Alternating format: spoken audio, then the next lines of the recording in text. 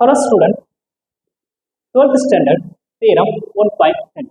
If A and B are any two non-similar matrices of order n, then adjoint of AB equal adjoint B into adjoint A ன்னு prove பண்ணும்.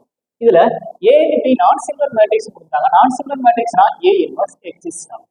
A inverse equal 1 divided by determinant A into adjoint.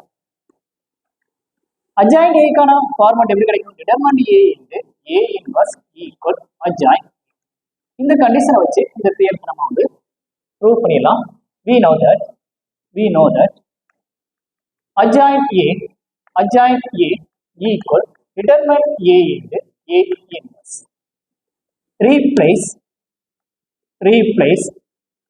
A by AB. A இருக்கிற இடத்துல AB apply பண்ணிடலாம். இப்போ adjoint A இருக்கிற இடத்துல AB apply பண்ணிருங்க.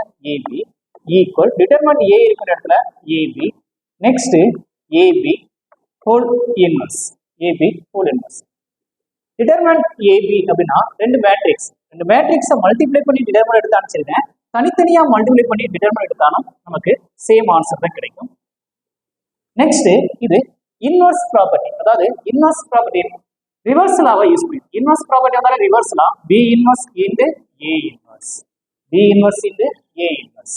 Next இதுல டிட்டர்மினன்ட் வேணும்னா ஒரு நம்பர், இது ஒரு நம்பர். இந்த நம்பரை எங்க வேணாலும் நம்ம ரைட் பண்ணிக்கலாம், எங்க வேணாலும் எழுதிக்கலாம். ஆனா அந்த matrix B inverse into A inverse வந்து A inverse into B inverse சொல்லி மேட்ரிக்ஸை மாத்திரக்கூடாது. ஏன்னா B inverse into AB multiply பண்ணும்போதும் A inverse into B inverse multiply பண்ணும்போது நமக்கு சேமா வராமலும் இருக்கலாம்.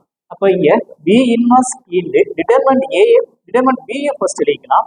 Next A inverse into determinant A B inverse first இருக்கு, இங்க B இன்வர்ஸ் எழுதிருக்கேன். A இன்வர்ஸ் செகண்ட் இருக்கு, A இன்வர்ஸ் செகண்ட் ஆயிடுச்சு. Next B inverse into determinant B. இப்போ A inverse into determinant A னுடைய வேல்யூ adjoint A. அப்ப இது adjoint B. Next இங்க இது adjoint A. இதுக்கு நமக்கு ப்ரூவ் பண்ண சொன்னாங்க.